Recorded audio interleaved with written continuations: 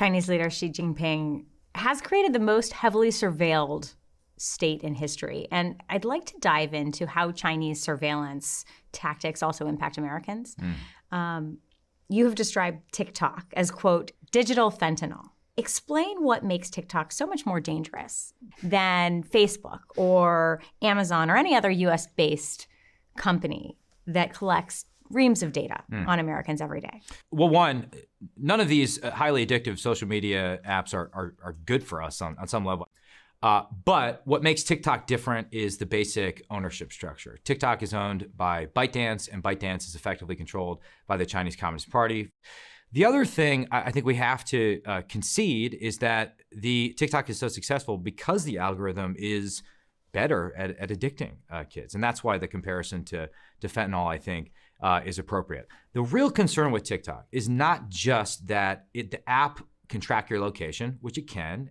The threat is that increasingly it's a news source for young Americans. It's not just about dumb dance videos. It is a source of information. So the question we have to ask ourselves, do we want a CCP-controlled company to be the dominant media platform in America? And I have to believe we can come to a compromise in the form of a forced sale to an American company that satisfies my national security concerns while still allowing the app to exist in some form.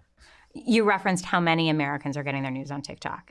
Put that in concrete terms in terms of the 2024 election. Of course, there was a lot of focus placed on international interference in the 2016 election.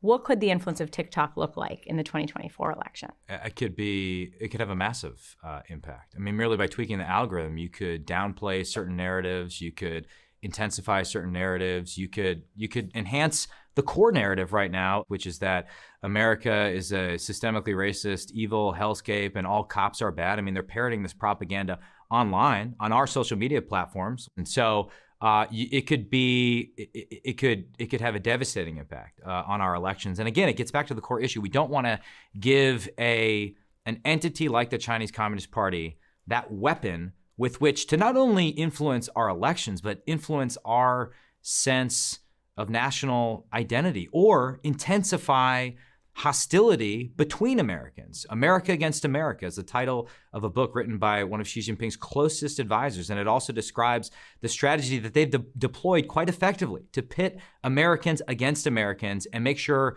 that we are focused on destroying ourselves and not confronting aggression coming out of Beijing.